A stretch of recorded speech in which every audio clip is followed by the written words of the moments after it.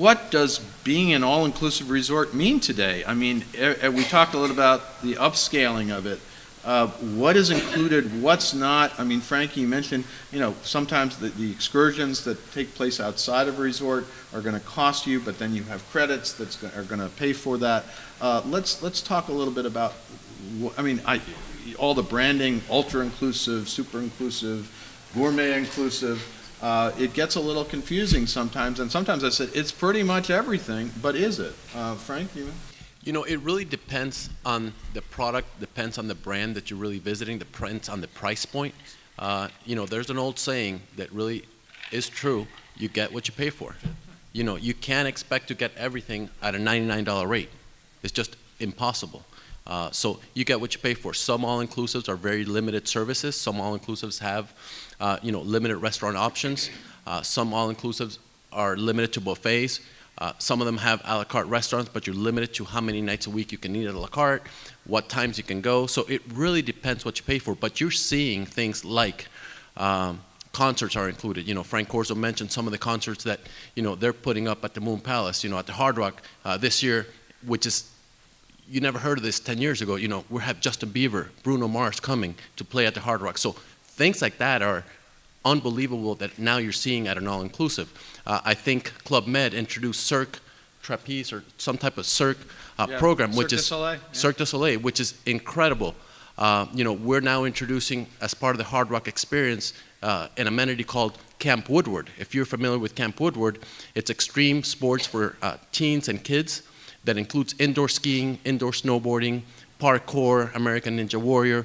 So the amenities keep being stepped up and stepped up. You recently had Nickelodeon all-inclusive. Sandals has the Beaches product, which is with Sesame Street, and they're the ones who started the whole trend of really including elevated amenities. So where's it going to stop? We don't know, but the inclusions and the expectations just keep rising and rising. Bottom line is, you get what you pay for. You're not going to get all these inclusions when you're paying $99, so I think that kind of summarizes it. Any other comments from the side? It's funny, I think most consumers will say, are tips included? So some resorts allow you to tip and others don't. What about golf? Can I golf as many times as I want? Some have it, some you have to use resort credit or the amount of times you can golf. What about scuba diving? Some resorts include it. If you're all-inclusive in the Caribbean, it's really hard to get snorkels and fins included. If you just want to go snorkel out, some resorts include it, some don't. So as travel professionals, we have to at least forewarn our clients to take singles with them if you're going to go to Mexico, because tipping is not included. But you don't need to worry about that if you are going to a Sandals or to a Beaches.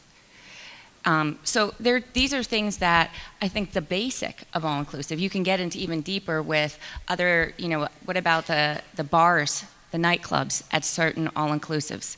Some of them your drinking is included, some of them not.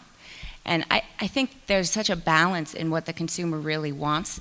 If they're golfers, you're going to have to find them an all-inclusive that includes golf. It's amazing to see how the all-inclusive concept has really gone to a whole different level in what it is today compared to 2 and 3 decades ago.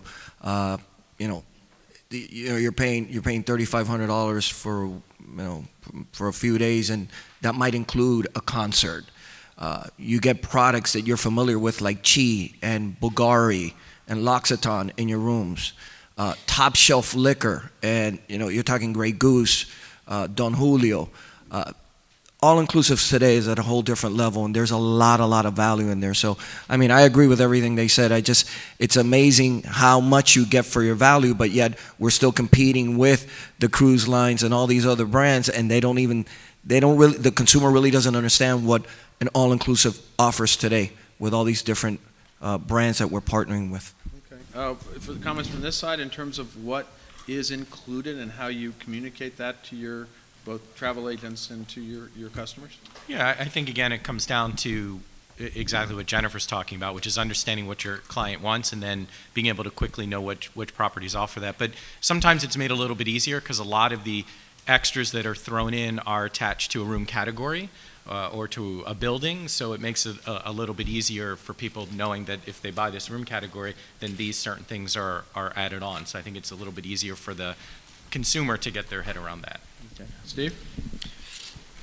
Yeah, I would say one thing that also favors an understanding is typically the brands themselves are really classifying based on the amenities that are included. And so you can have different levels within a brand, but generally there's a consistency around what is included, what is not included on those different products. And this is an area where it can get really, really tricky. And to Jennifer's point, you know, if you go down and you're going to a golf resort, well, that doesn't necessarily mean your greens fees are included. And so that's again where we as travel agents can provide the most value to customers rather than having them go down, book something, and be surprised.